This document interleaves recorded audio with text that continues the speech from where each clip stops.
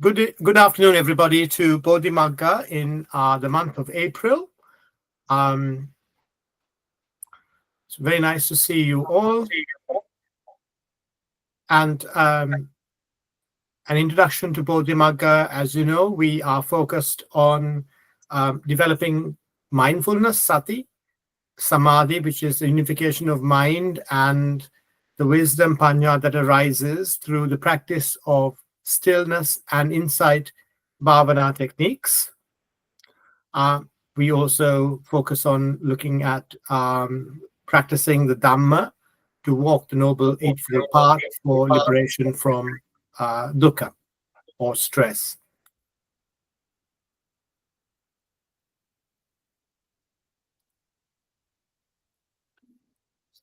So, as you know, we aim to gather every first Friday of the month from 6 to 8 UK using Google Meet now, not Skype. And this year in 2025, we are exploring the 7 factors of awakening, or the Bojjhanga Dhamma. And the usual practice is that after the welcome and introductions, we have an interactive Dhamma talk and guided meditation. And this year, it is Mr. Paul Vincent Cables, who is our most insightful and compassionate Dhamma teacher, who is conducting these gatherings. And then we close at 8 o'clock with the usual blessings. So today we continue our exploration of the 7 factors of awakening, and we discuss sati all this time. And so today we begin a look at the 2nd factor of Bojjhanga, which is Dhamma Vicaya, which is investigation, and also how hindrances are countered, particularly looking at how to wisely counter the hindrance of ill will. And as you're aware, Paul has practiced meditation for over 20 years across Europe, US, and Asia in different environments like monasteries, caves, and kutis. He has wide knowledge of the suttas and of the Theravada meditation traditions, and is very much engaged in optimizing his own lay life for the practice of Dhamma. So with that, I will conclude this introduction and invite Paul to conduct this session. Thank you, everybody, for joining.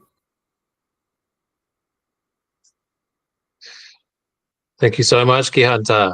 Thank you. Can you hear me okay? Yes, we can hear you very well. Thank you. Wonderful. So firstly, so fantastic to see so many of you here today.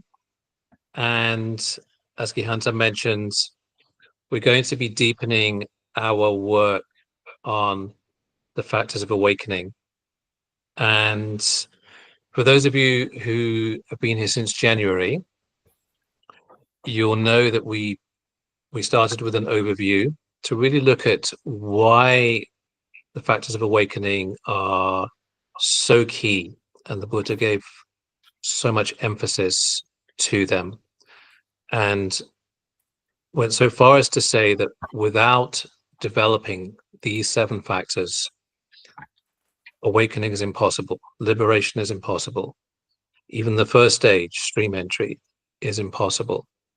So these are really, really at the heart of the practice for all of us.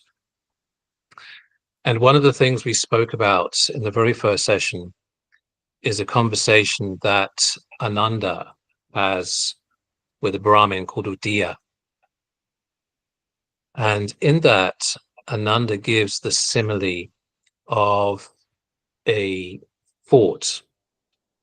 And he says, imagine a fort that is extremely well built. And this fort has one entrance and one exit and no other. And it's so well sealed that around the forts, even a cat could not slip in. So any being that goes into the fort or out of the fort can only come in or go out through this one place. and there is a guard standing by this place. So this guard can see whoever comes in and whoever goes out. So in the same way as with this fort, the guard would know perfectly well who has come in, who has gone out. So too, the Buddha says that anyone, either in the past, in the infinite past, or now, right now, or at any point in the future, who has gotten liberated or is getting liberated now or will get liberated, will do so through three things, three identifiable things. One is to bring the hindrances right down, to completely overcome the five hindrances. And the second is to really bring to fulfillment, bring to development all four foundations of mindfulness. And the third thing is to bring to fulfillment all of the seven factors of awakening. So these three things are just completely central to the entire practice. And the Buddha also said, and there are many discourses in this, particularly in the Samyutta Nikaya, that it is precisely the awakening factors that give our hearts and minds vision, that allow us to see clearly, to actually see things as they are. And it's the hindrances, on the other hand, that obscure our minds. So the hindrances create delusion, they create ignorance. They are the nutriment, if you like. They are the food for darkness, for blindness. But the awakening factors are the food, are the nutriment for vision, for seeing. And as we've spoken about, and the Buddha spoke about many times, it is precisely through seeing how things are, through seeing how things actually are, that awakening occurs. Because through this seeing, the heart and mind opens to the nature of all conditioned things, life itself, this life that we're living now, all the lives we've lived in the past, any lives we might live in the future. The heart and mind open to the nature of it. And in the opening to the nature of it, it lets go of clinging. So clinging subsides, clinging ultimately completely ceases. And through that ceasing of clinging, then craving ceases as well. Through the ceasing of craving is the ceasing, the cessation of the nutriment for craving, which is feeling. And through the cessation of feeling is then the cessation of contact. So contact of all of the sense bases, the inner base and the outer base, and the consciousness that arises. And with the cessation of that is the cessation of all sankharas. So all karmas that have been created cease, and new karmas cease to be created for the future. So this that we're talking about, this developing, this arousing of the awakening factors, is really so critical. We've also talked about how the first of the awakening factors is itself mindfulness, sati.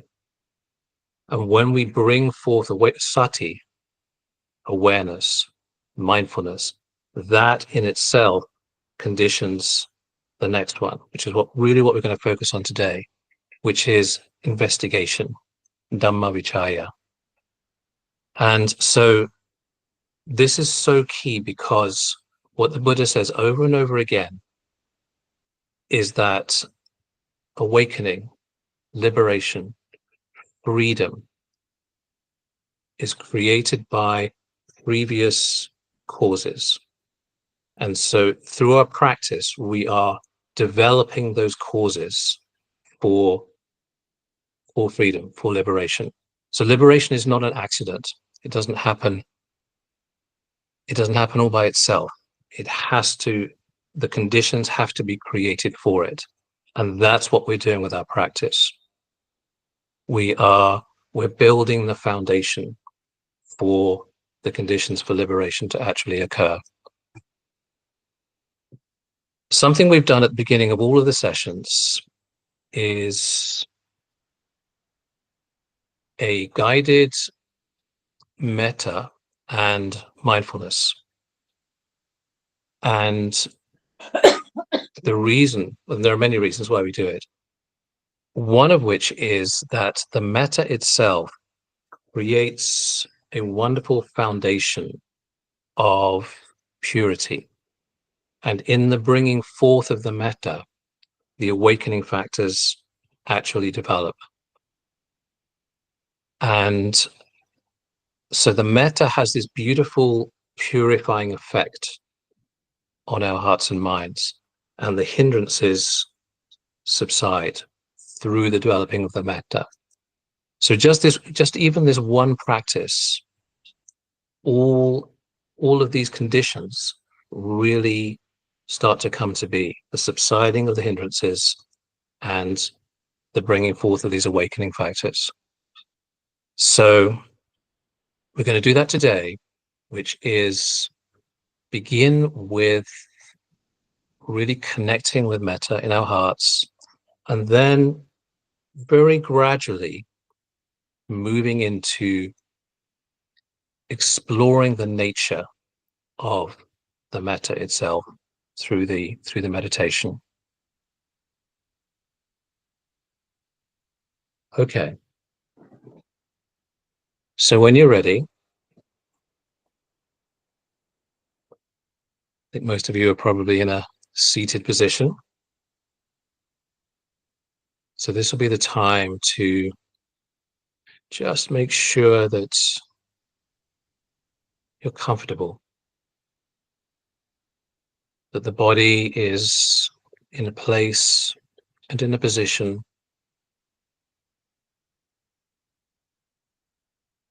where the limbs and the torso, the whole body, can be at ease and yet still alert.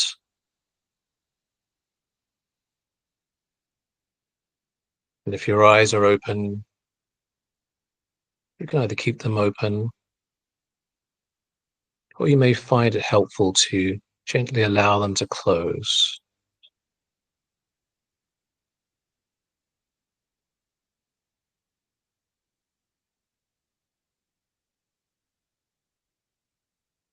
And even just now,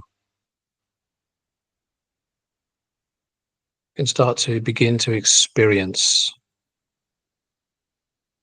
simply being present, simply being aware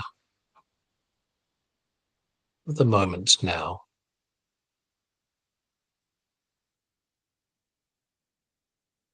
Because usually our days are filled with so much activity,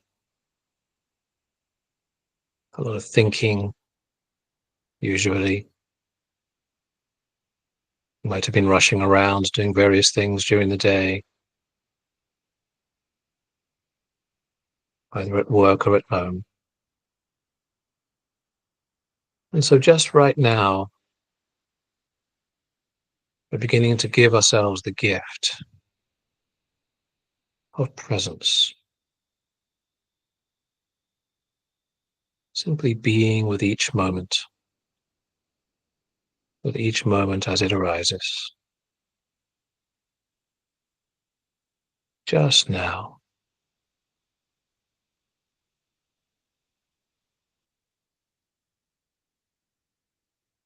And in this simple but very powerful act,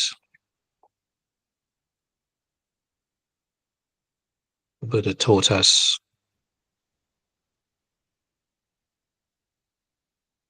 in his discourse on one excellent night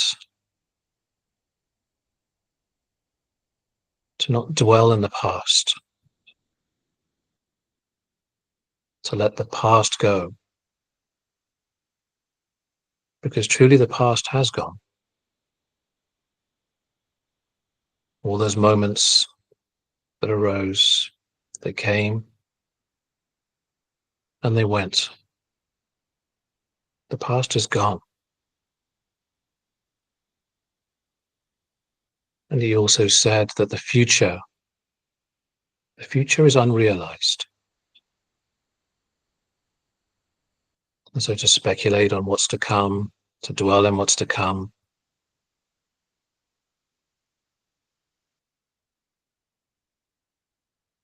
is disturbing our peace.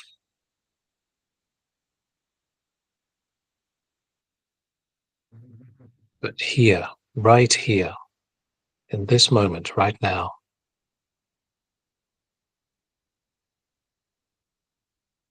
here we can clearly see.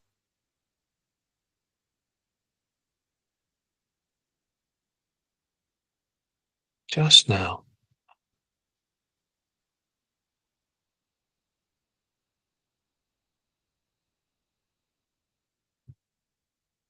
We can reflect on giving ourselves this gift of presence, being present to this moment now.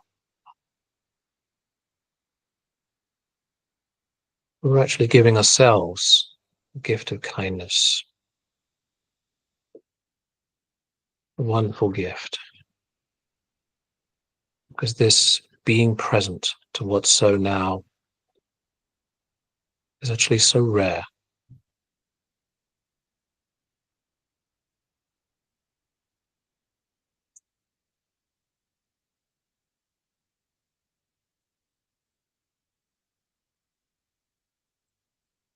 We might start to notice now, as we bring attention to our bodies, that gradually the body is relaxing ever more. Our breath is getting deeper, perhaps slower.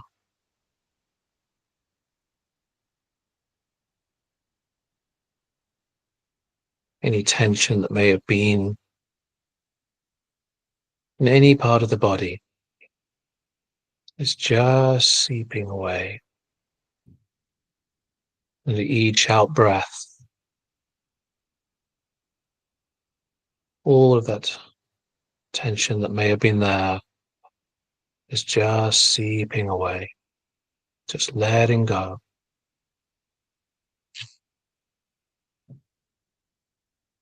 This is a wonderful gift.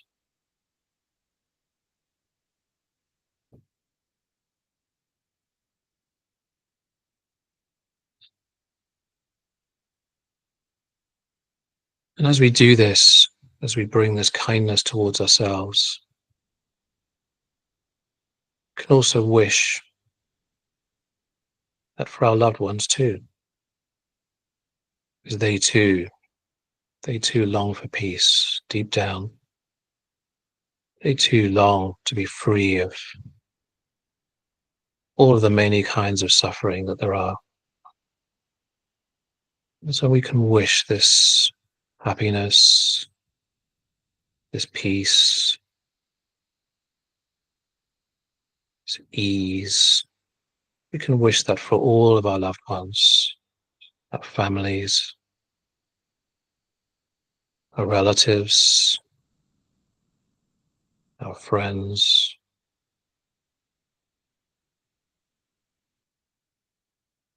those who we depend upon and who depend upon us, knowing that they too, just like us, wish to be free from all kinds of anxiety.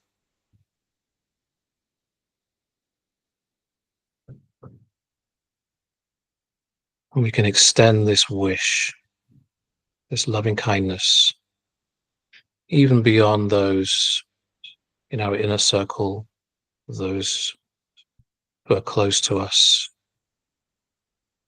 to people maybe that we know but don't know very well, our acquaintances around us in our daily lives, and at work, in our neighborhoods, in our communities, and even beyond that, to people we've never met. The vast majority of people we've never met, and most of whom we will never meet. Knowing that they too, all of them too, wish for the same as us. They wish to be safe and protected. They wish to be happy. They wish to be peaceful. And all of the beings in the other realms too, all of the animals, those that we can see, those that we can't see, those underground, those above ground, those on the ground, those in water, and all of the beings in the other realms too. And we can remember the Buddha's words, beautiful words about loving kindness. Karaniyamatta kusalena yantan santan padan abhisamecha. This is what should be done by one who is skilled in goodness and who knows the path of peace. Sako uju chasu uju cha. Let them be able and upright, very upright. Suvacho chasamudu anatimani. Straightforward, gentle in speech, humble, not conceited, not arrogant. Santusako chasubarocha. Contented and easily satisfied. Appakicho chasallahu kavuti. Unburdened with duties and frugal in their ways. Santindriyo chanipakocha. Peaceful, calm, wise, and skillful. Appagappo kuleso ananugito. Not proud, not demanding in nature.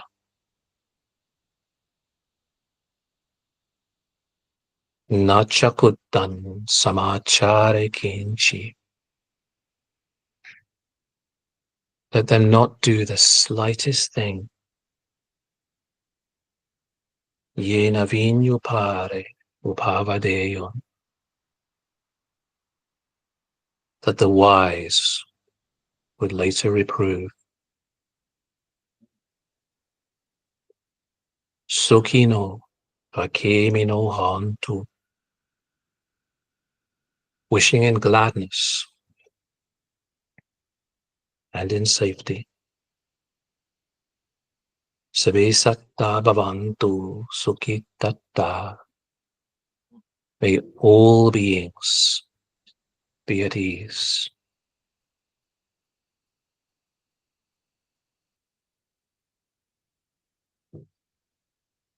Yekechi pana puttati. Whatever living beings there may be. Dasa vatavara vanavasisa. Whether they are weak or strong, omitting none. Diga Vaye Mahantava,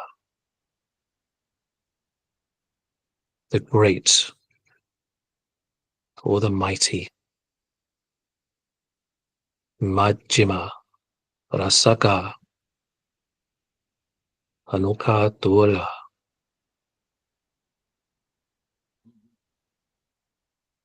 medium, short or small.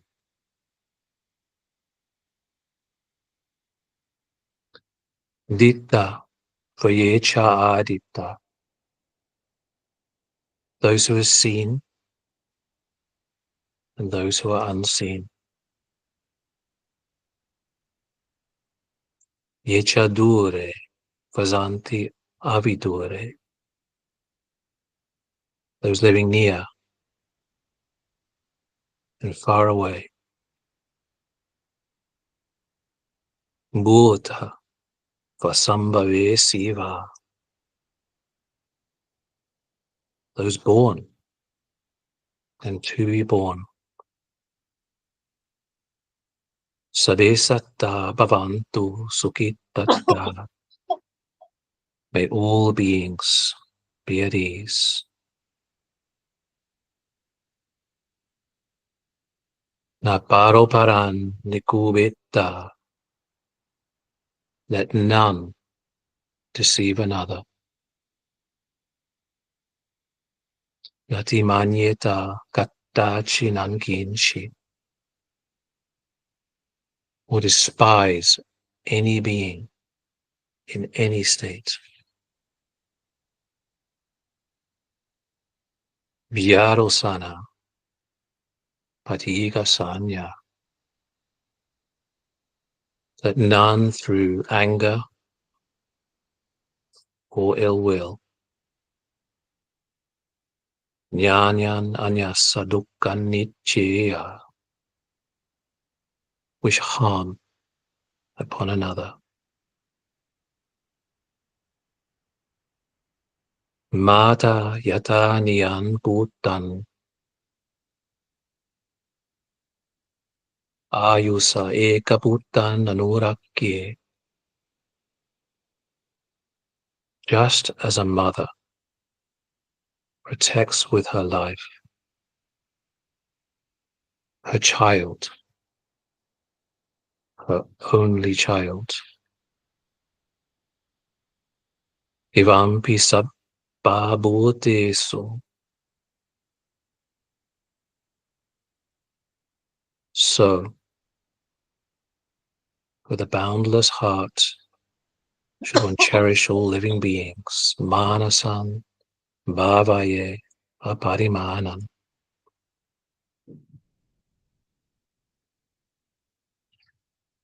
Mittan cha sabba lokasmin. Manasan bhavaye aparimanan.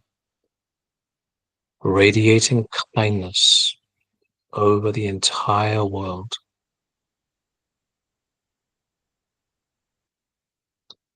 Udam ado chatiriyancha asambadam aviran asapadan. Spreading upwards to the skies, downwards to the depths,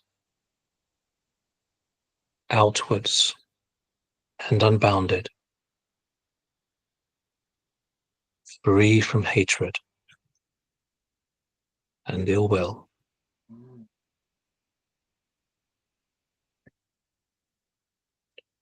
Ditan charan nisinnova sayano vayavadasa vigata mito, whether standing or walking or seated or lying down, free from drowsiness. Itan satin aditeya, one should sustain this recollection. Brahma nitan viharan nidan ahu, This is said to be the sublime abiding.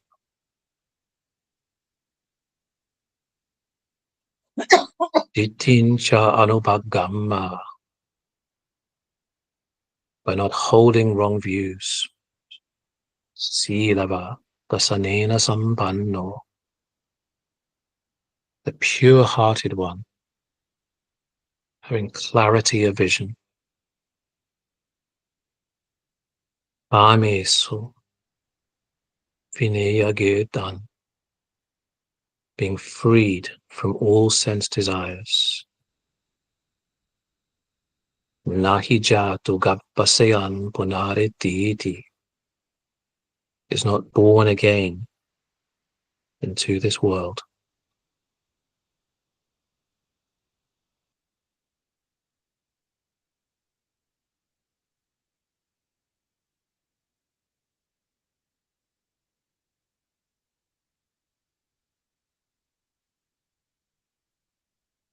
And so with these beautiful words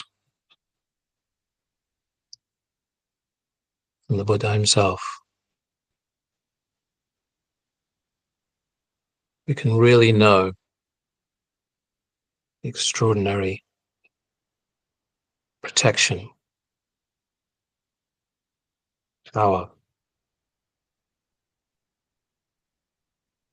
loveliness, safety, protection,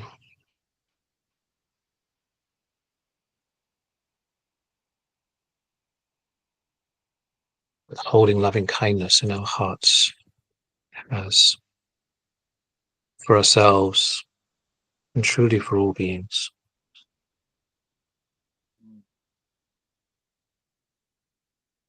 And how living our lives in this way gives everything that we do, every moment of our lives, every thought that we think, every word that we speak, every action that we take,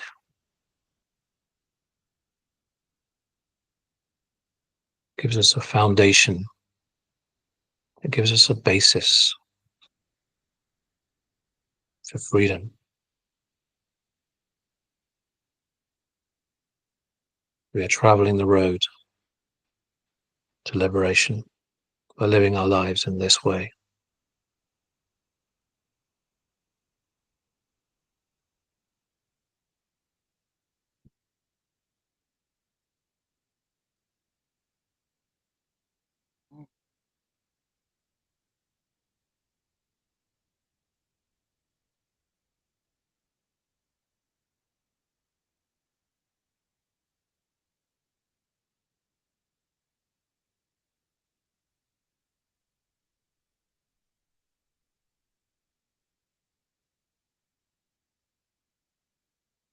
And with this wonderful foundation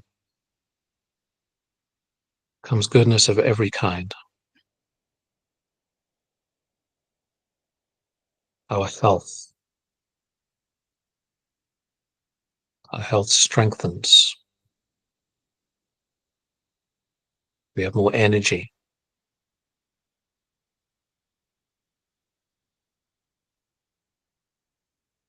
Our faces are more radiant, more beautiful.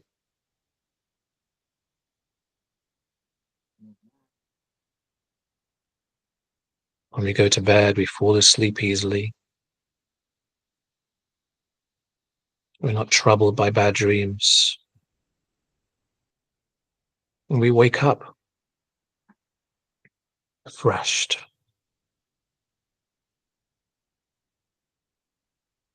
ready, mindful.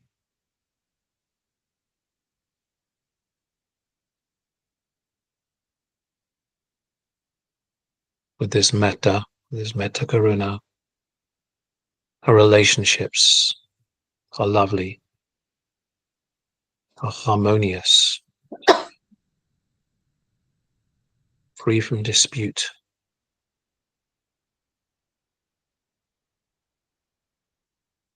and with our loved ones, with our work colleagues, with everybody around us. There's a blending, as the Buddha said, like milk and water.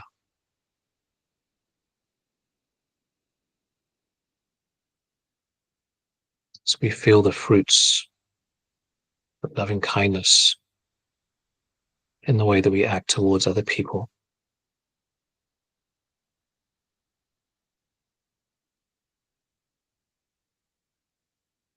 And acting in this way, in the way the Buddha describes in that beautiful sutta,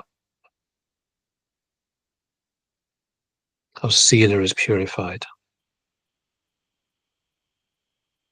We are not one who can harm others with our actions,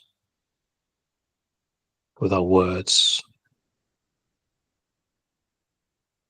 We are one who does good. We are one who is good.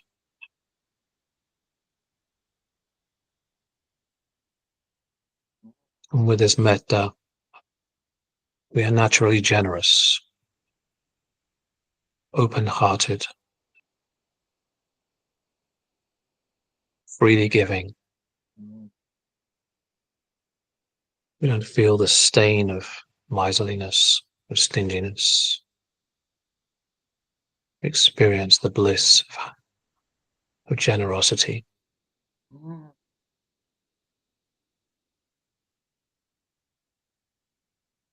Living in this way too, as the Buddha describes,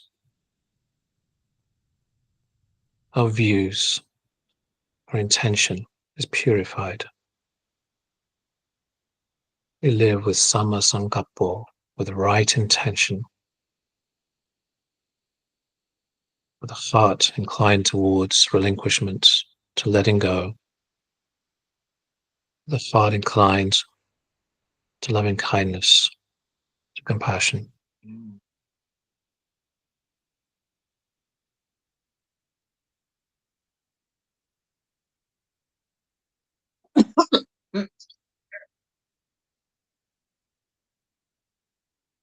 And this purity, in turn, provides a wonderful basis, a perfect basis for insight. It is clear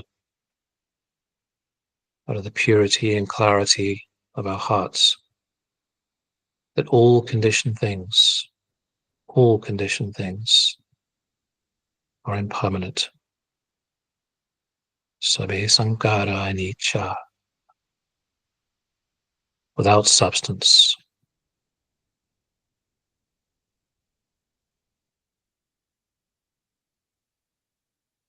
And because our hearts see that directly,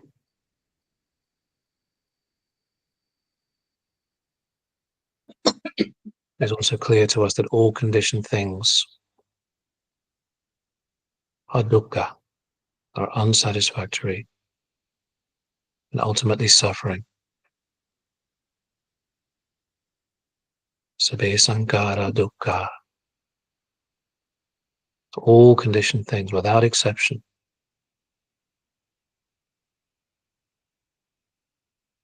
everything in life,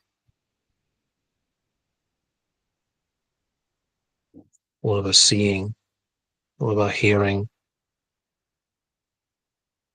smelling, tasting,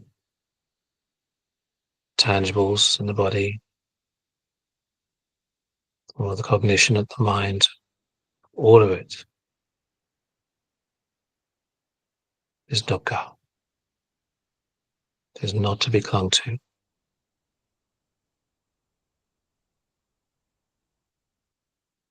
And through this knowledge, we also know, directly see, that all things are not self.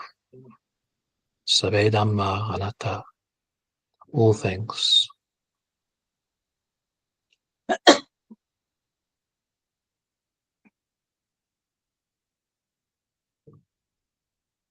And so what we first heard from the Buddha, we now know for ourselves. We see for ourselves. Indeed, this is so.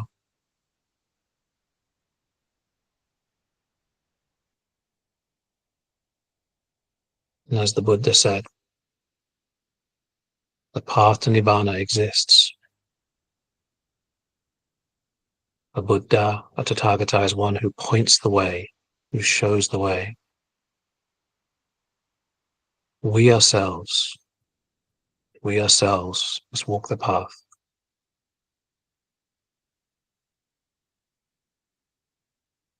And so acting in this way, acting according to the Buddha's teachings, the entire Dhamma becomes revealed to us, becomes known to us directly.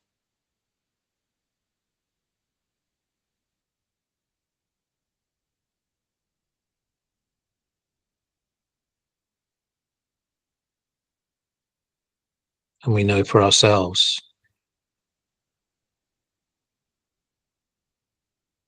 that the Dhamma truly is, as the Buddha said, Sandiko, apparent here and now. And that in each moment, the Dhamma can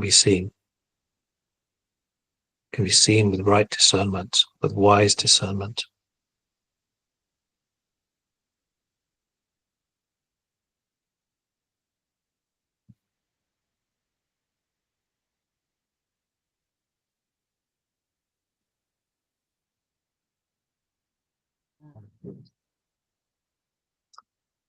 Wonderful.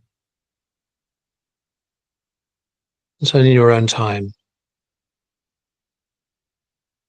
if your eyes are closed, you can gently allow them to open. Just bring the attention back into the room, mindfully.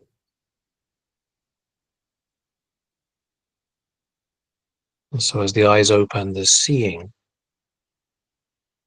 and there's a knowing of seeing.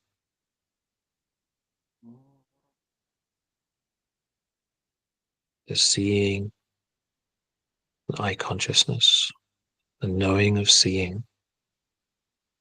And there's hearing, and the knowing of hearing. There's hearing and ear consciousness.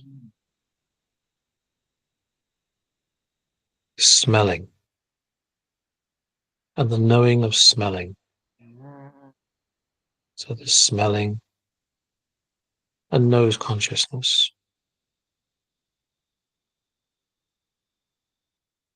There is tasting and the knowing of taste. There is tasting and tongue consciousness.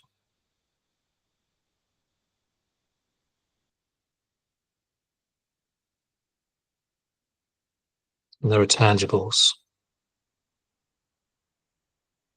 and the knowing of those tangibles in the body. So there is body and body consciousness.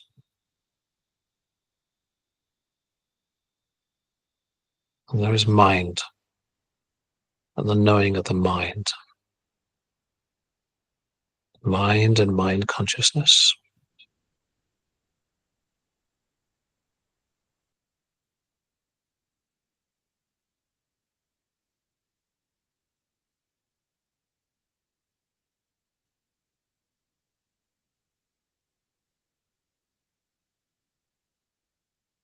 As the Buddha spoke to Bahia and others,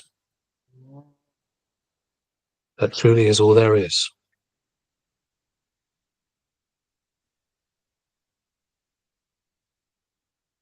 Just these 6 bases.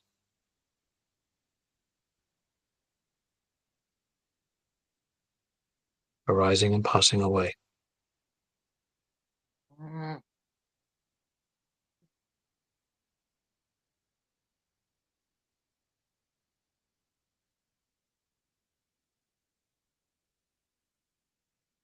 Arising and passing away, dependent upon conditions.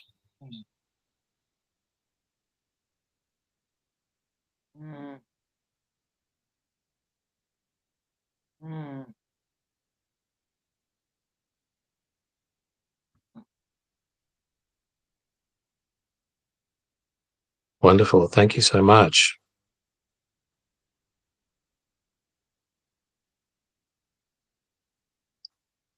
So what we're going to do now is to deepen our exploration of the awakening factors, and particularly of the second awakening factor, Dhamma Vicaya, so that we can start to understand its purpose, its function, and how to actually bring it forth. And as with all of the awakening factors, as we really develop it, the heart and mind brighten and the hindrances subside. So those of you who were here last week, we did an exercise that we're going to go deeper with today, which was to look in our lives and to explore those things. And we came up with a list of 3 to 5 things which trigger ill will. So ill will, whether it's mild, like irritation, annoyance, or stronger, like outright anger, or even very strong, like rage, hatred, even. So there's a large range of ill will, of hostility.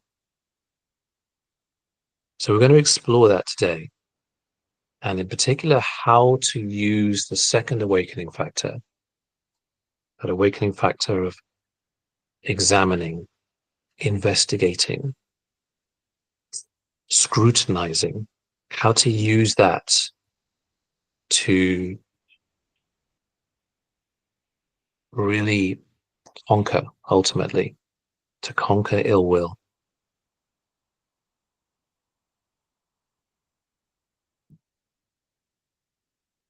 The factor of Dhamma Vicaya,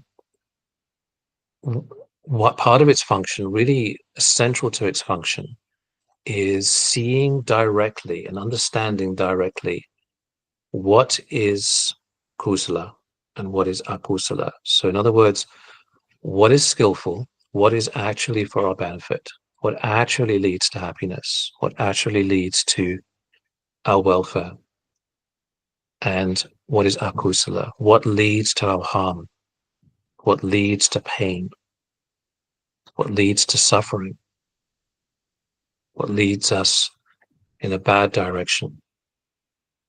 So this particular factor of awakening, it has that function of seeing its nature, seeing the nature of what's arising, and discerning, being able to discern, is this for my welfare and the welfare of those around me, or is this for my harm and for the harm of those around me?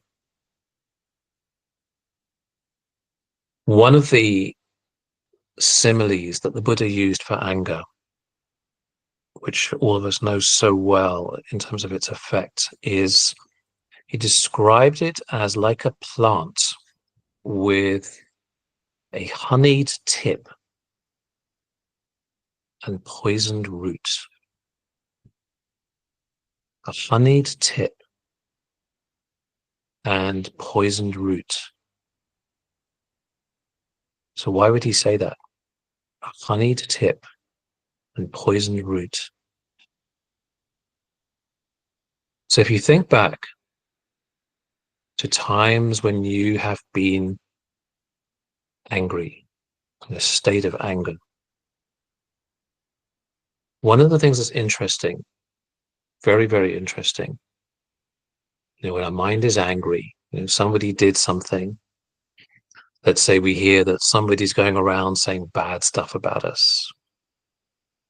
let's say somebody borrowed something important or some money from us, and they never gave it back. Let's say somebody lied to us about something that we feel was important. Let's say somebody agreed to do something that we thought was important to do, and they didn't do it. That when there's anger in our minds about such things, one of the qualities of that anger is a sense of self-righteousness. Like, they did this bad thing.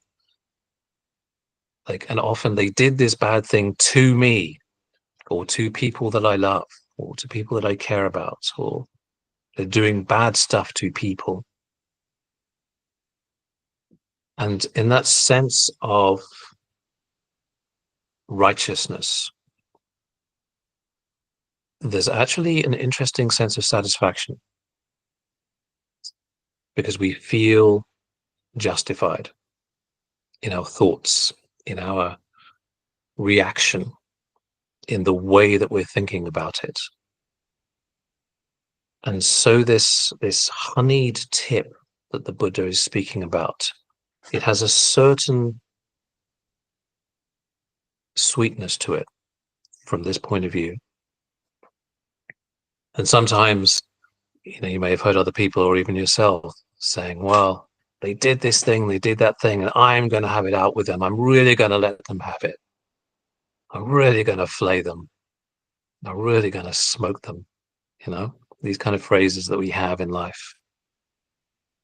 And this is that honeyed tip, that sense of, that puffed up sense that we're in the rights, we're justified in feeling this way and thinking this way. And if we start speaking angrily and speaking this way, they deserve it. They need to hear these words.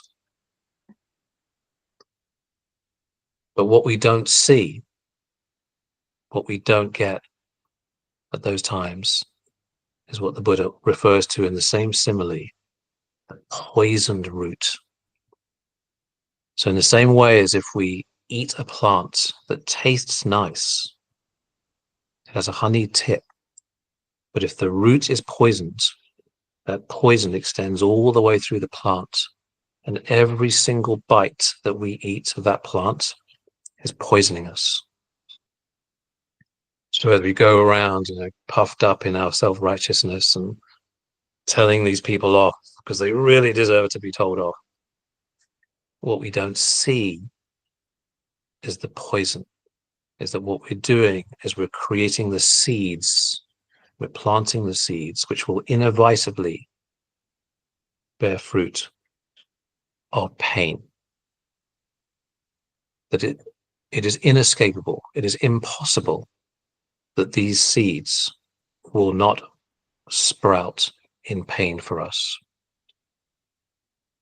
Many of you will know the verses from the Dhammapada, where the Buddha speaks about the inevitability of karma, of what we do and the results from it. And so, in exactly the same way as if a cow or an ox is tethered to a cart, with one step, if that ox moves even one step forward, it is impossible that the cart will not follow them because they are tethered to it. So in exactly the same way, this anger that is coming in our minds, these angry thoughts, these angry words that we might think are so justified, and the other person so deserves, that is inevitably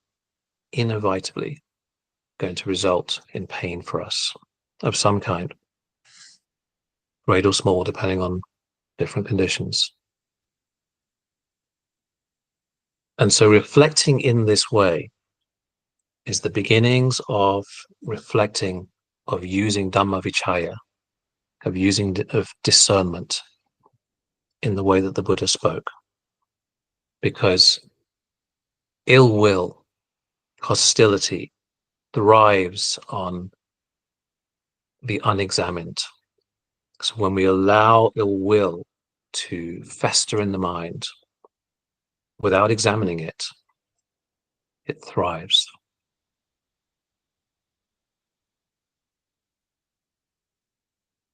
Okay.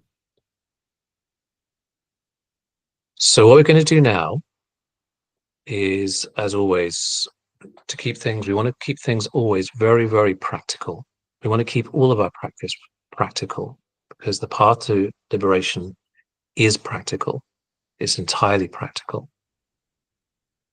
And so for those of you who have a Dhamma diary, wonderful. This would be the time to get it and a pen or something to write with. If you write in an iPad or something like that, that's of course absolutely fine too.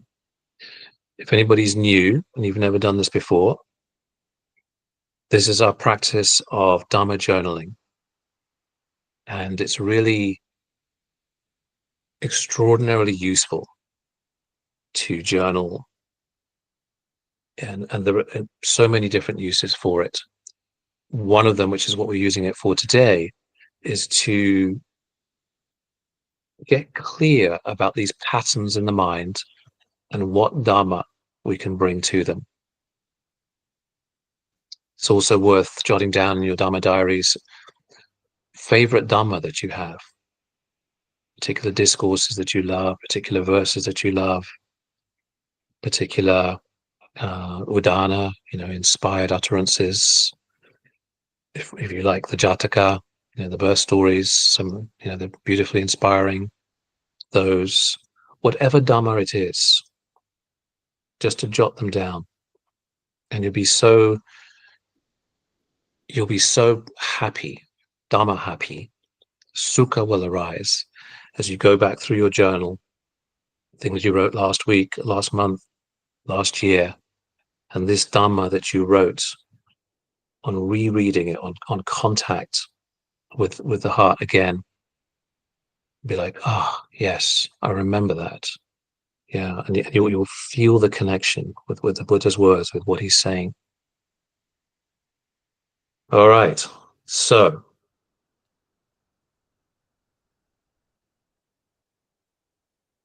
for those of you who were here last week, as I mentioned earlier, you'll see what you wrote last week, which is 3 to 5 things which are the origin, are causal, frequently causal, perhaps, in your life, in upset, in anger. And some of you shared last week very wonderfully about certain things. If you weren't here last week, this would be the time to jot them down. So 3 to 5 things that you know when you look back over the past day, the past week, the past month, even further back, tend to cause upset. And if you did write things down last week, if you were here last week, this would be the time to review that list and to add anything else that you see now that you didn't see before. And very important in doing this is to really bring forth that metta of non-judgment. So it's a very gentle, lovely acknowledgement of what's so in your life. And it's actually part of being metaphor towards ourselves, to non-judgmentally, without beating ourselves up, simply just to lay out what is actually so for us in our lives. Because so much of really the way that the hindrances and all unwholesomeness, the way that it stays in the heart, the way that it continues to arise and re-arise, is through not being seen, is through hiding. The defilements love to hide. They thrive on darkness, on being in the shadows. They thrive on not being seen, not being acknowledged. And so what we're doing, really, really, the whole practice really is shining a light on what's so, including and particularly in this context, on what is unwholesome, on what is actually causing us, when we really examine it, what it is causing us harm. Because irritation, anxiety, anger, resentment, frustration, and even outright rage, hatred, all of these cause us, at the very, very, very, very least, discomfort in our lives, and very often a lot more. So we're opening the heart. It's like, oh, this is so in my life.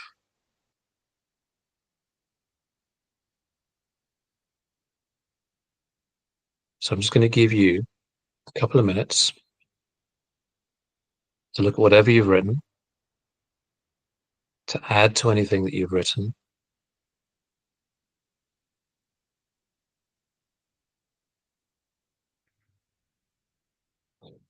And in doing so, to look at all areas of life. So this would include close relationships, particularly close relationships. This is often where the most upset arises, as well as the most happiness when things are going well. To look at work relationships, work situations. To look at also inanimate things like our car or gravel. What happens when we're on a motorway and we're in a hurry and all the traffic in front of us starts slowing down, and before we know it, we're at a standstill and it's making us late. What happens in our minds? We go to the shop, there's something we really wanted to get, and guess what? They've sold out. We order something from Amazon, something we really need, and the package arrives and they pack the wrong thing. So even seemingly trivial things like that, if these are triggers for upset, irritation, they cause a lot of disturbance in our lives. They disturb the mind.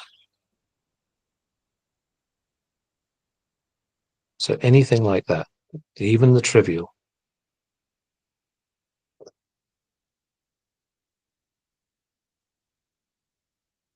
Okay, just one more minute.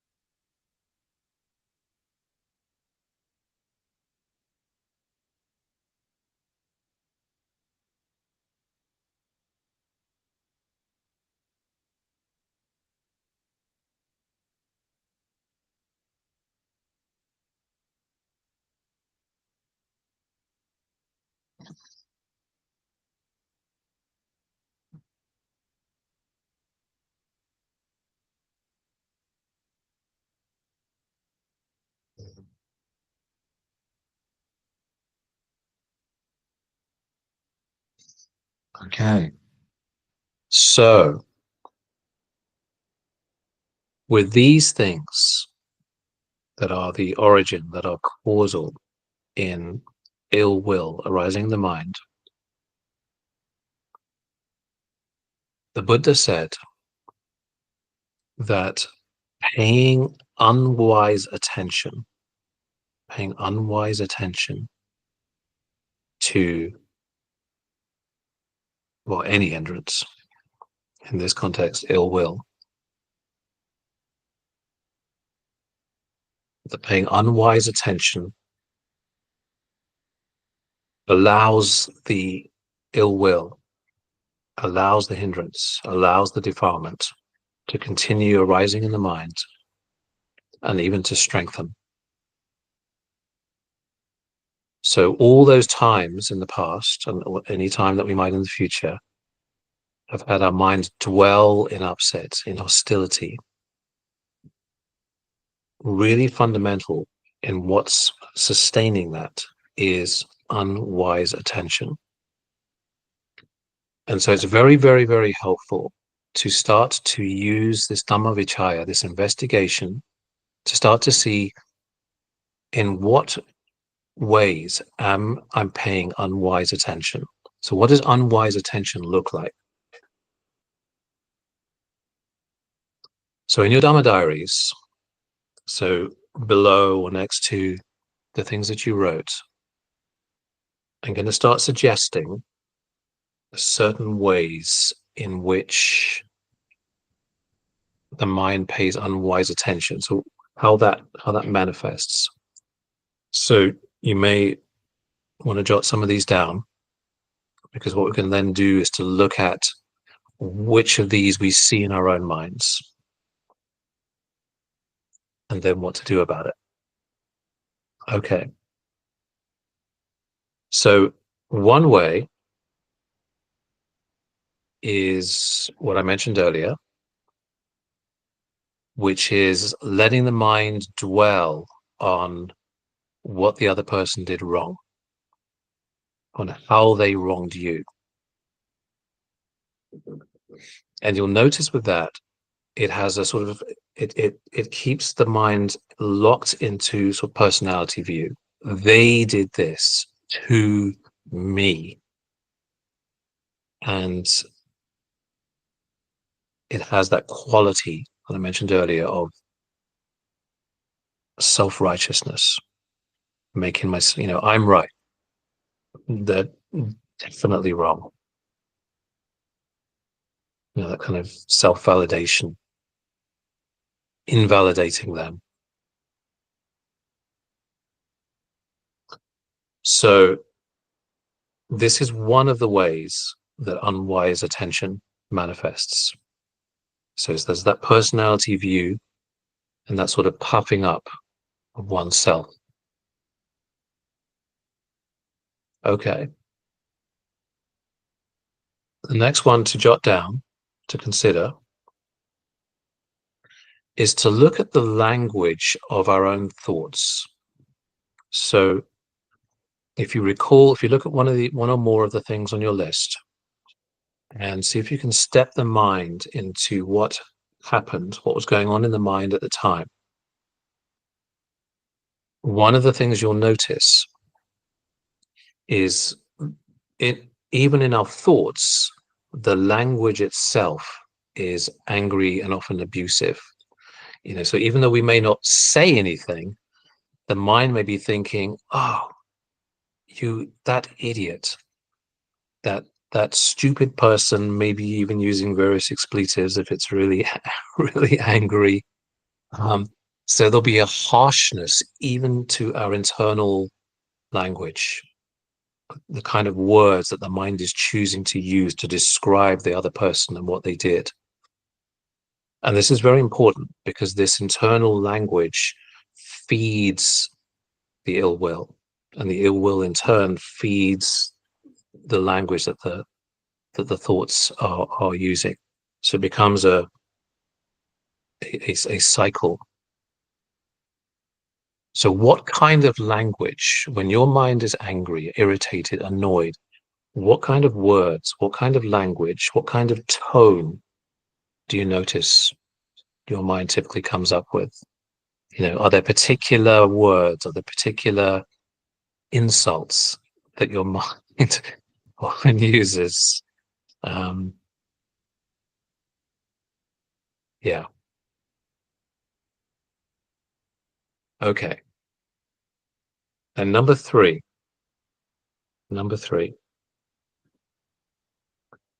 is not seeing, not even reflecting on at all the danger of the anger. So if we think about those all essential qualities of hiri and ottappa. So ottappa is that fear of the consequence. So when the mind is paying unwise attention, there's no looking at the consequence of what we're doing, of what we're thinking, of what we're saying. There's no recognition in the mind of the danger, of the risk to us, of the fact that we're actually harming ourselves, as well as probably the other person or other people. Okay, so that's the third one. The fourth one, of unwise attention, is not acting, not thinking, even at the level of thought, as if we are surrounded by the wise. So imagine this. Imagine we were actually with the Buddha. So imagine the Buddha was with you during one of those times when you got really upset, really angry. And then ask yourself, would I have allowed that anger? Would I have allowed that resentment? Would I have allowed that raging, whatever was going on in the mind? Would I have allowed it to continue if the Buddha were with me?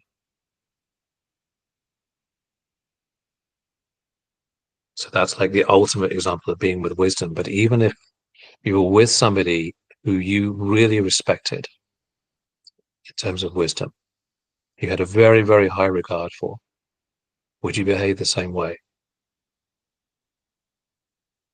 So this is another characteristic. When there's unwise attention, there isn't that sense that we're in the company of or being observed by the wise.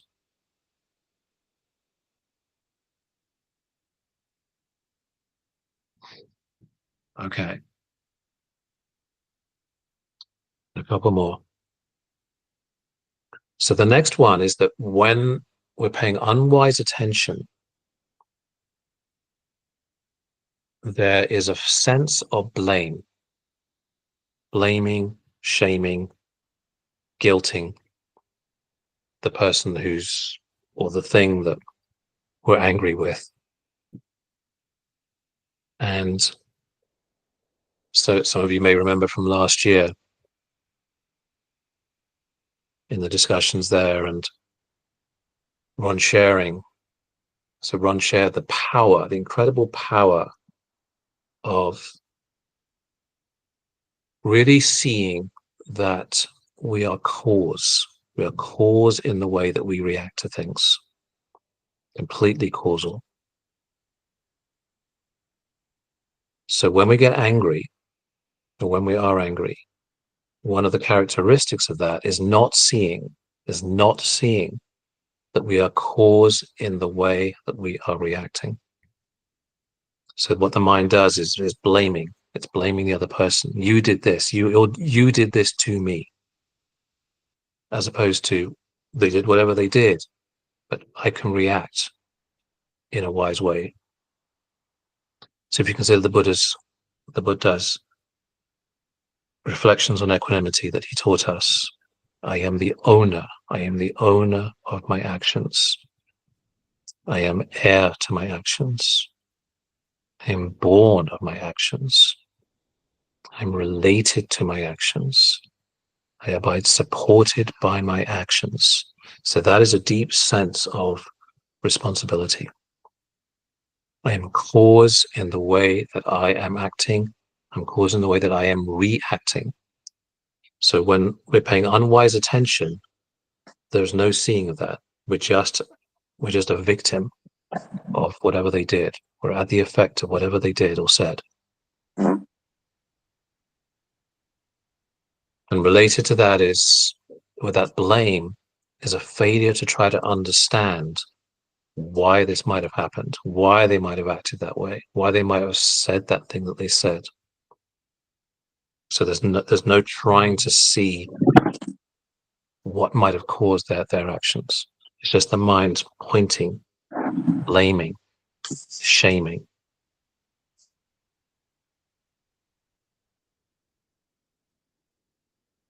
Okay.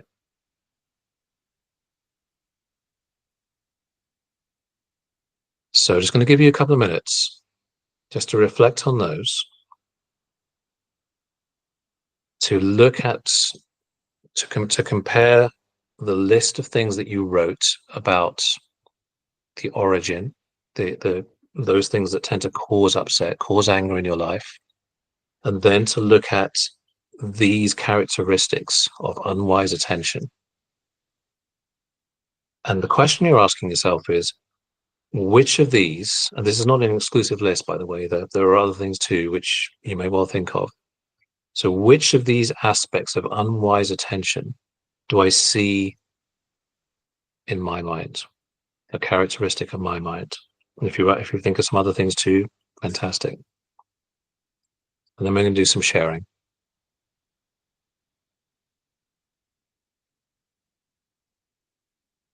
Okay, so 2 minutes.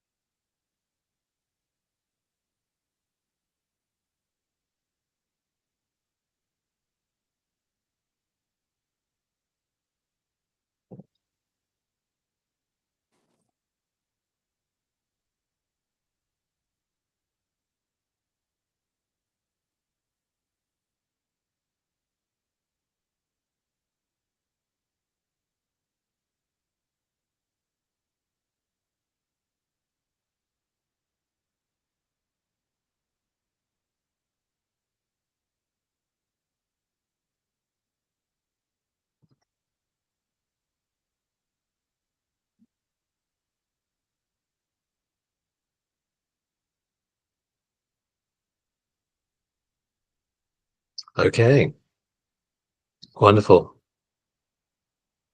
So I think, yes, Samantha and Kanti had to leave at 7, didn't they? Yes. Good. So I can see who is here. Now, if you'd like to share, and it'd be wonderful to hear as many shares as possible, you can actually use the raise hand function on this thing. So what we're sharing, or what you're going to be sharing, is your own observations. So when you share, if you could, first of all, mention one or more of the things which tend to cause upset, tend to cause anger. Even if you mentioned them last month when we're on the call, it'd be good to re-presence that. And then the second part is which of these aspects of unwise attention you see occurring for you.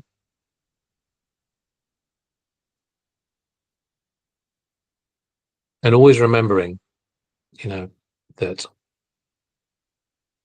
these things afflict all of us. All of us. So assuming none of us on this call is an anagami yet, all of us are at the effect of ill will. All of us are at the effect of hostility arising. So these things that we're talking about are really impacting all of our lives. And as part of our journey to freedom, the more we see for ourselves about our own lives, but also share, because we all learn from each other. So anything that you share about what's so in your life, I promise you, is relevant for every single one of us, every one of us on this call. Okay. Who would like to share? Hunter?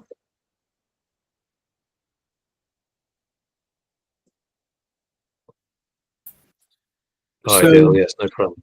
Yes. Yeah, let Matisha go. sure. Matisha, if you may be in a place where you can't turn your video on, which is fine, but even better. Perfect.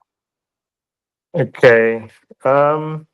So several areas of my life, my spouse, my children, work, uh, the nanny, social media, traffic, sort of several things which came to mind. And so under unwise attention, I have one is I am the victim, which I thought was relevant sometimes, and especially with kids, this is not the way I want it. Sort of ego related reason for getting angry, I think. So, but yes, I agree with you. The others you mentioned, like the language I use, not reflecting on the dangers. What if the Buddha was with me? Um, I don't think I dwell on how they. Maybe I do as well. Actually, I come to think of it. So those are the ways I get affected. So really helpful discussion. I've not had much progress in this area for a while now, so that's really helpful. Fantastic. Yeah, thank you. When you say you haven't had much progress in this area for a while, you mean like the same kinds of things disturb your mind with upsets as they have done for a while, or how would you describe that? Well, I used to be a lot more angrier, so I've calmed down quite a bit. But I've reached a kind of plateau where I'm kind of happy with the amount of anger I have, which is not much. But at the same time, I'm not working on it. So I feel like it would be good to make further progress on it. But I just think I need to have a bit more Dhamma Vicaya around the angers that I do have, and then sort of listing it kind of was really helpful. Wonderful. Are there any in particular of the things you just said where you think there's a special leverage? Like if you could, like if you had to target just one or two, which would they be? I think the ones which I think I feel like I'm a victim, that seems to hurt a lot more. I think there's an echo, isn't there? Mm. I think it's. So while you're speaking, I'll just put myself on mute. I think it might be mine. So yeah, that one hurts a bit more than the others, whereas the other things seem to be on par, a similar level of intensity.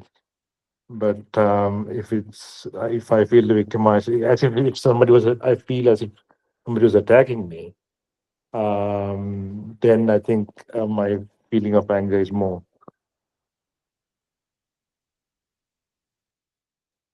Thank you. Yeah, no, that's very powerful. Yeah, the victim one is so interesting because,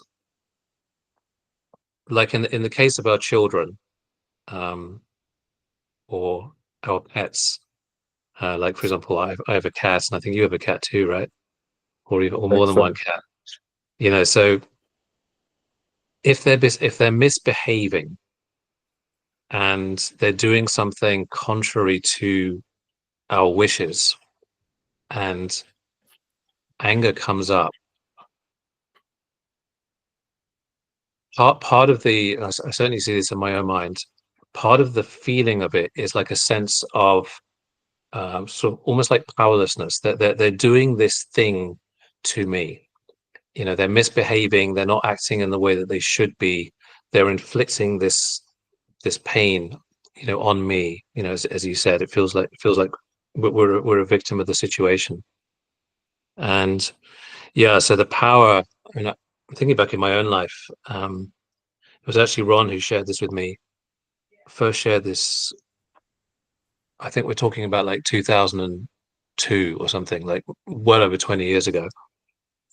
And I remember actually systematically applying this in my life to all these areas where I felt upset with things. So what I realized, it was interesting, was that the areas of my life where there was dysfunction, so like for example, finances, or you know, relationships, um, or actually the house. We were in this house, and it was prone to getting mold on a couple of the walls, and there was a lot of upset in my mind about it. And when I looked at it from the perspective of seeing that I was cause in the way I was reacting to it, um, everything shifted quite dramatically. I sort of felt like I was sort of, it was almost like reclaiming my life, because no longer were all these things kind of doing bad stuff to me. But it was just like, okay, this is how it is. The wall gets moldy. I can choose how I can choose how I want to react to this. I can choose how I feel about it, and choose what to actually do about it. And just that very, very simple flip changed everything. Completely transformational. Yes, that is that change in view, shift in view. So it's amazing, yeah, just how powerful these seemingly subtle things are in transforming things. Yeah. Wonderful. Thank you, Matisha. Thank you. Um, Gihanta, you had a thought.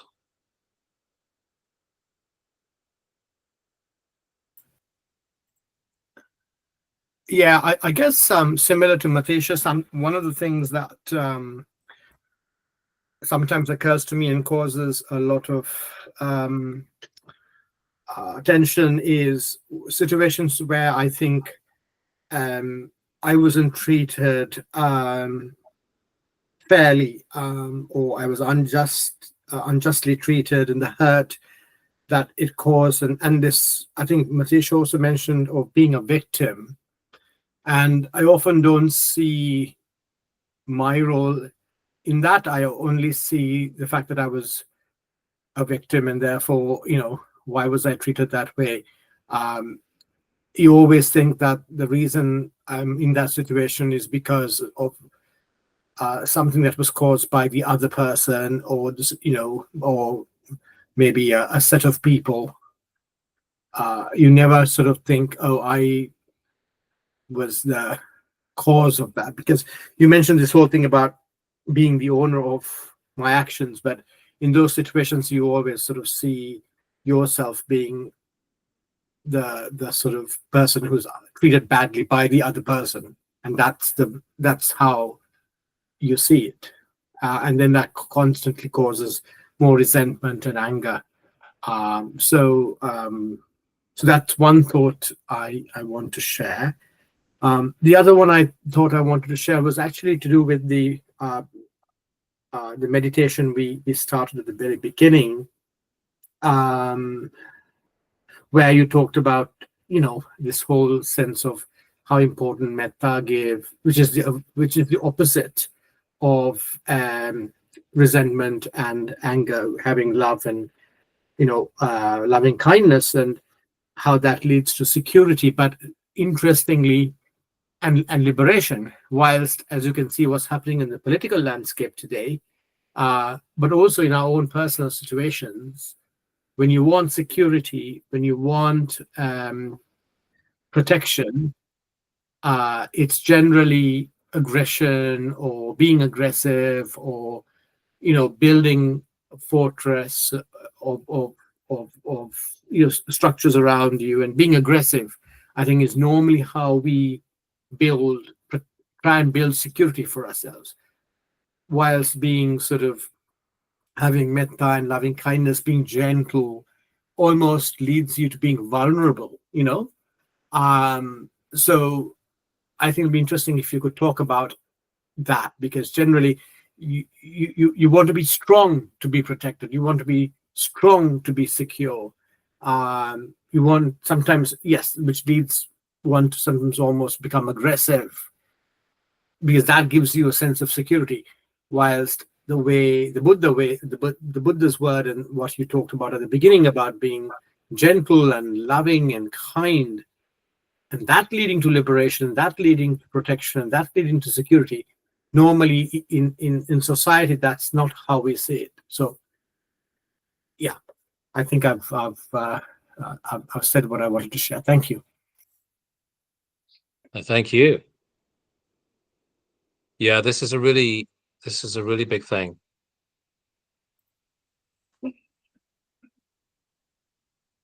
The Buddha saw in the way that we don't see, at least for those of us who haven't developed very, very deep wisdom. He saw how and why things occur. So in other words, because his mind completely saw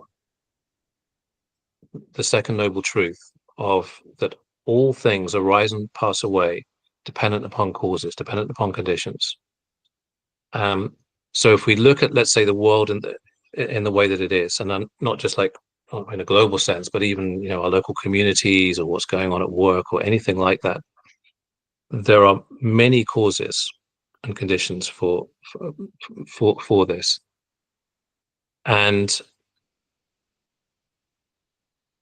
there's some very interesting verses in the Dhammapada where the Buddha says that what normally happens when we feel afraid is we run to refuge, to places and things which actually are not sources of refuge.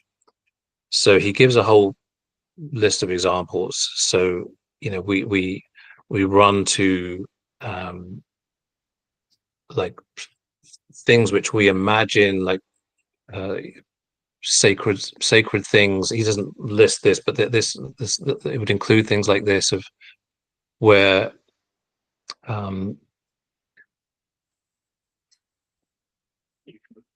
so particular ways which, if we look at the population around us, all the people around us, and we look at what are they doing, how are people reacting in response to fear. So it could include building a higher fence around our house. Like if you go to, I don't know if you've ever been to places like South Africa or other places, you'll see this a lot. You'll see people building defenses around their house. So so it's almost like you live in a prison. Why? Because the mind is afraid of what's out there. There are violent people out there, so I'll just build my house high, and then and then I'll be safe. Or the wall between the US and Mexico on a larger scale. Yeah. Right, exactly. So our minds are constantly looking for refuge from fear, from threats, from attacks. And this is a universal thing. And we've all been doing it since beginning's time, and we're still doing it now. So what the Buddha is teaching is that in order to genuinely create refuge for ourselves, there are particular ways in which we can act, which will actually create refuge for us. So what he's saying is that the way that we lead our lives, in terms of even to the level of the thoughts that we think, even to the level of the words that come out of our mouths, these actually have an impact in our security, surprisingly enough, or seemingly surprisingly enough, because we tend to lead our lives as if how we think, how we speak is of not very much consequence. So, for example, if we look at the world, there's a sort of a general view that kind of going around giving gifts doesn't actually make that much difference. You know, there's generally a view in the world that acting with integrity, like, for example, speaking the truth, is actually not that big a deal. There's generally a view that saying bad stuff about people, speaking divisively, it's not that big a deal. That speaking harshly, speaking angrily, is not that big a deal. In fact, sometimes there's quite a common view that it's actually justified to do that, right? There's a common view that it's actually kind of okay to sort of cheat a little bit and sort of kind of, in business dealings, to sort of duck and dive, and when you're billing your clients, to sort of like add stuff that you didn't, expenses that you didn't really incur, as if that's of no consequence.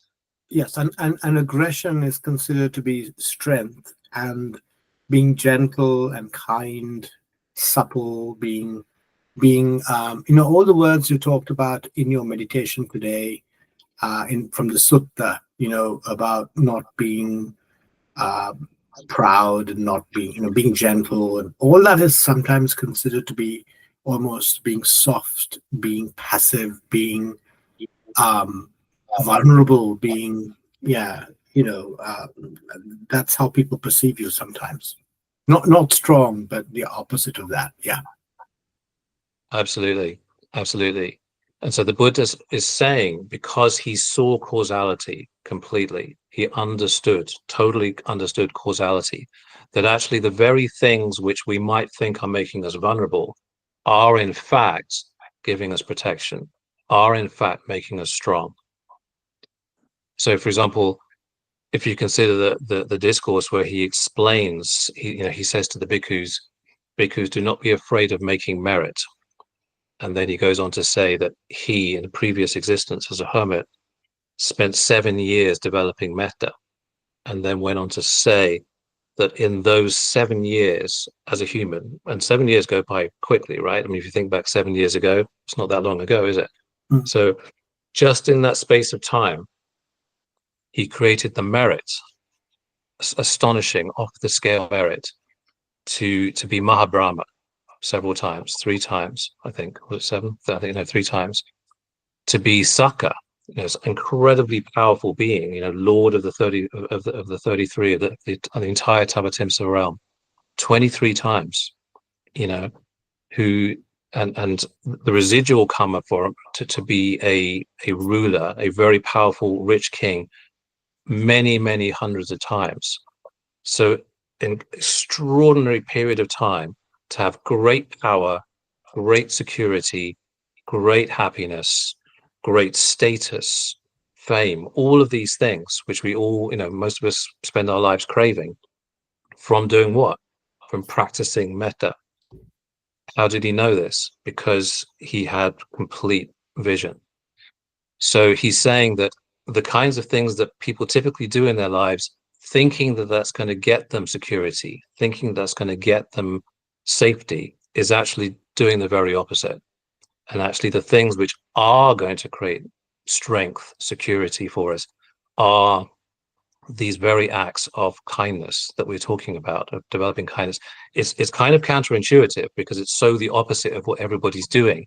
Absolutely. But the Buddha is saying, that is the way to do it. It's pretty amazing. So I wish it, rather than having faith, I mean, faith is important, but if it was clear from practice that that is the case, then you wouldn't have to just take it on faith. Then you would know that that is the way to do it. Do you see what I mean? So the world Absolutely. doesn't give examples. The world always gives, as I said, it's counterintuitive. It shows, I mean, even what's happening now in the whole sort of trade situation as well, you know, and the wars and everything that's happening in the world today. Strength is aggression, strength, you know, we all see the bad stuff. But I wish there were examples where strength and protection and security and all of that came from you know, the beautiful qualities that were mentioned. I wish there were examples that we could see, but generally we see very different examples. Absolutely. And the seeing will come from the practice.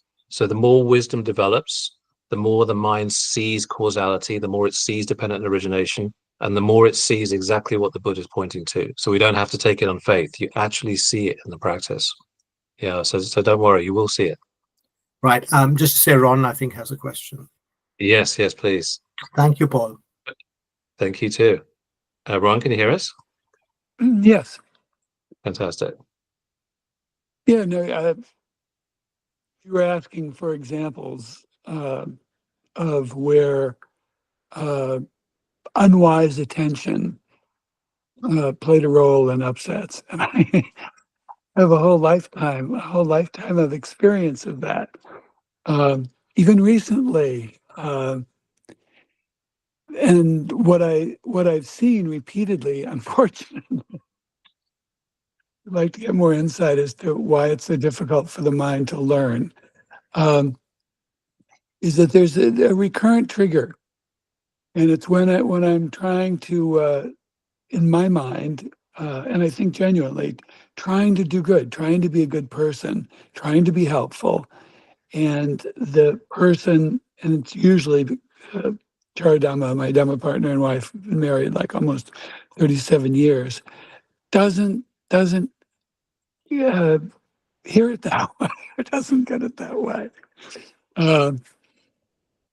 And then, so I try to explain, because she might get upset, and it's like, no.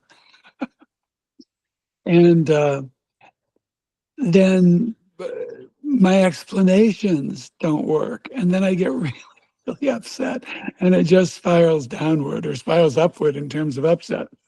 So I've seen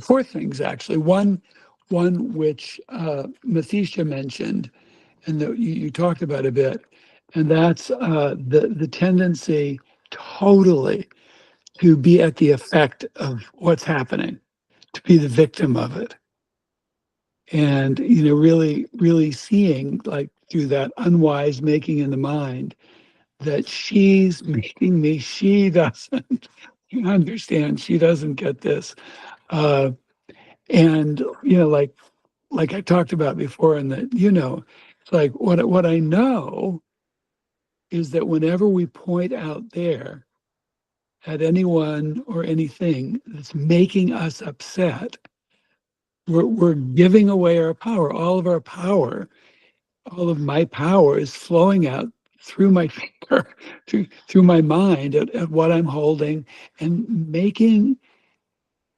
responsible for my upset. And it's like the second piece of this is actually seeing, like, in my mind, I'm actually having to, again and again, I'm an experience of this. It's doing battle with the defilements of my mind for control of the mind. And it's really like that. It's the experience of, like, I don't, and it's like, but the grip, like the tenacity, the force with which the upset or the anger, or the self-righteousness grips the mind. And it literally, I will be arguing with my mind. And I found some things useful in that. And these are some of the other things. One, what I've seen is fundamentally at the root of this, again and again and again, is, and it's got two sides to it, that it's a breakdown in communication that now Joanne Charadama and what she's doing is occurring in my mind is what she's actually doing and how she actually is. It's like there's no humility. No, this is just my mind's interpretation of this. It's like, no, she's doing that. This is actually how it is. And so that collapsing of my mind's interpretation and making it into like what is. And on the other side, it's like, no, that's not what I meant. That's what you said. It's not what I said. And so like the perception of me and what I said, it's like it's just absolutely the way it is. There's no space for it to be otherwise because that's she heard it. She heard me say that. But no, that's not what I said. And so like uncollapsing that distinction, that difference between is an interpretation and having that humility to understand that how I'm perceiving things is my mind's interpretation. It's making it up. And almost always what's happening is something that's happening is triggering, reactivating some old record of upset that goes way, way back. I mean, literally, I thought I was like out of my mind the other day because I'm so upset about something. Why are you so upset about this? This isn't, there's nothing that upset, but I was really, really upset. And I saw it felt so deep, and so early. Yeah. And so the interpretation uh, uh, and the antidote to that is communication, like really listening and asking questions rather than just relying upon my mind's assumptions. The is like this is, and the same. If she would ask me questions, this is what I heard? Is this what you meant? And then a third thing that I saw. So one is the responsibility, like not being at the effect, being a victim, giving away my power. The second is the collapsing, just my mind's interpretation without humility, just to what is. And the antidote being communication, which is really, really difficult. Third thing is attention. It's like it's amazing, but again and again, what in my mind I give attention to is all those times that she's done that in the past. Totally.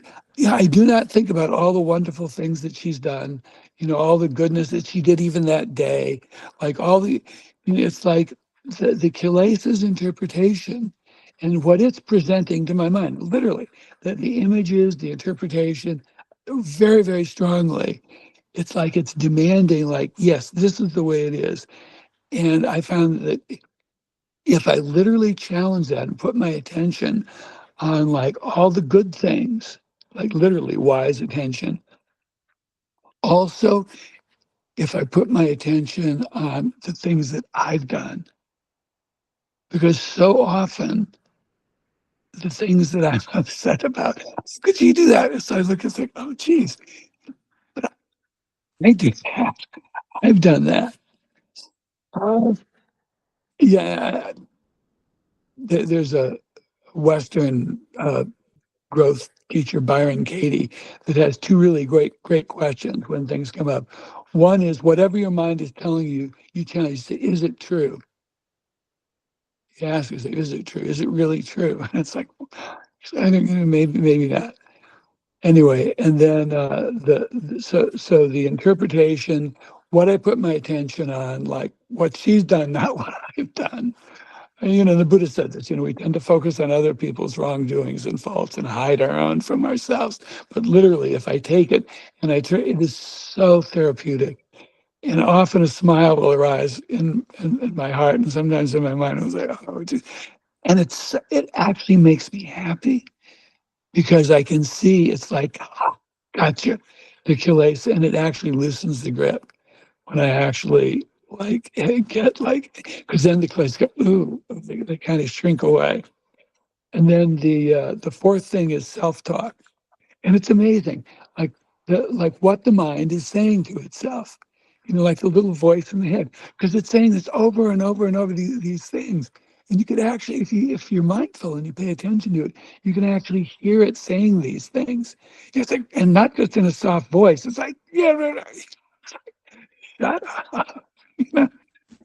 Anyway, so all of those things I found quite useful, and embarrassingly, I'm still dealing with it after decades of practice. Wonderful. Thank you so much for sharing. Yeah, absolutely. Resonate with all of those. Gyanta, I saw your hand up again. Yeah, just a very quick one to say, Ron's comments as well, goes back to what you said earlier about all it is really is, thoughts and sensations and taste and seeing and, hearing, and nothing is permanent. Everything is happening quickly, changing. But that's not how we see things normally. We have a huge ownership of what's going on, self-view. I think a lot of this hurt, feeling victimized, and as Ron said, what that person is supposed to myself. All of that is because we take so much ownership, and we're so vested in that situation. We don't see that it's just a sequence of fast-changing occurrences of exactly those 6 forms of contact you mentioned earlier, and if you can have that sense of distance and operate from that space, I think the hurt, the feeling the victim, the aggression, the anger, all of that will disappear because you're not as vested. But generally, we're so vested that we're so caught up. Thank you. Yeah, very wisely said. Absolutely. And actually, interestingly, because I'm mindful that we're up against the clock here, because as we've spoken about, none of this makes any difference unless we actually do something about it. And so between now and next time, the really kind of like the job, if you like, the assignment is to every time to commit ourselves to every time upset, annoyance, irritation, any of these aspects of it all that we've been talking about come up, to commit ourselves to wise attention, to basically to the opposite of all these things that we've been talking about. One of which is, Gihanta, exactly what you just spoke about, which is attention to the impermanence of it all. Because a really key aspect of unwise attention is actually thinking that it's all really permanent, that thinking that it's all kind of real and substantial, rather than seeing it's just these conditions, just empty conditions that are just arising and passing away. For example, like the unpleasant feeling that in the body, which is so characteristic of ill will. The Buddha simile for that is just, a drop of water falls on a lake, creates a bubble, and then bam, the bubble goes just like that. So the unpleasant feeling of ill will has no substance at all, nothing whatsoever. Ron was speaking a lot about perception, which is so key with all of this. So the Buddha is saying that all perception, including these perceptions that arise when there's ill will in the mind, are just like a mirage. There's no substance whatsoever. Or the Buddha is saying, like, so the anger, that mental quality of anger itself, that particular sankhara, that too is completely empty. So, like those of you who've seen a banana tree, a banana tree has no it has no core to it. So like you can unwrap a banana tree, like the trunk of it, so it's just flat. There's nothing in it, nothing at all. And the Buddha gives that simile for anger or any kind of mental formation, sankhara. It is completely empty. And even the consciousness, that which is knowing the anger itself, that too, totally empty, just like a conjurer's trick. It looks real, like it looks like the guy's actually taking a rabbit out of the hat, right? You see? No, of course not. But so when we see the emptiness of it, That's wise attention, paying wise attention to the emptiness, the insubstantiality of it all. Another really key thing in terms of wise attention is, rather than letting the mind dwell, it's another thing that Ron spoke about, letting the mind dwell on the thoughts, is redirecting the mind. Those of you know this beautiful discourse in the Majjhima Nikaya. I think it might be on Majjhima Nikaya 5, is it? Anyway, no, 21. I think it's the discourse where he gives the 5 ways of removing distracting thoughts. One of those ways is literally to redirect the mind. So rather than letting the mind sit in the angry story and just spin, they did this, they did that, it's just like, just going to think about something else. So, and then another one, remember we talked about danger, not seeing the danger. So whenever there's anger coming up, it's just reflecting, this is not good for me. This is actually harming me. This is actually aging me. I mean, there are studies that show that anger actually makes us older faster. It actually creates decay in our organs quicker. It's making us uglier. Who wants to be uglier, right? That's what the anger's doing.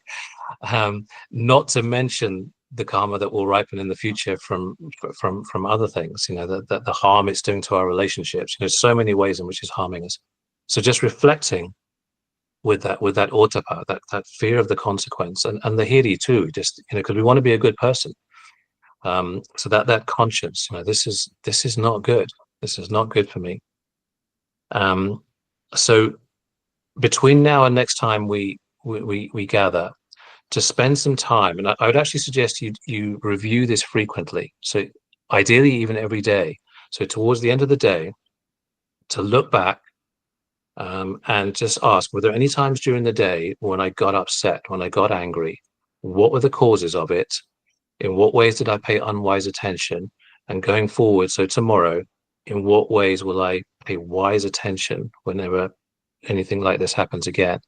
And even better, in the morning when you get up, to prime the mind. So you remind the mind of that intention.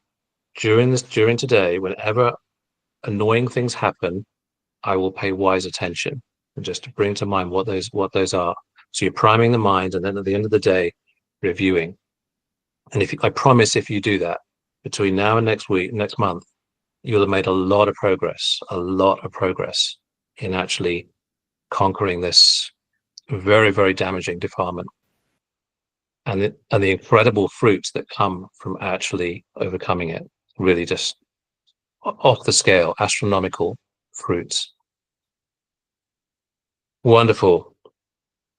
So thank you all so much for being on the call. It's been, as always, really wonderful, and may this time that we've had together, this time that you've spent with the Dhamma, reflecting on the Dhamma, practicing the Dhamma, which you could have spent watching Netflix or doing all kind of distracting things, but you were here. So may the merit from this, all of your wholesome actions today, over the past few weeks, months, your whole life, of dana, of generosity, of sila, integrity, and the bhavana, a lot of what we've been doing today, developing the heart and mind, all of your wholesome actions of all kinds be cause and condition for your as swift as possible release from samsara, from the attainment of next path and fruit, whatever that might be for you, and sharing that merit with all of your loved ones and all beings throughout the universe, wishing that they too may be liberated as swiftly as possible. May it be so. Sadhu, sadhu. Thank you, Paul. Sadhu. Thank you so much, Paul. Thank you so much for your energy, your insight. It's not easy to take a couple of hours like this and be intensely engaged with everybody, instructing us, but also sharing your wisdom. So we really appreciate it. And may you be blessed with good health and fulfillment and great insight for all the sharing that you have done today. And thank you everybody else for joining this call and making it a worthwhile exercise. It is brilliant that you continue to support this process.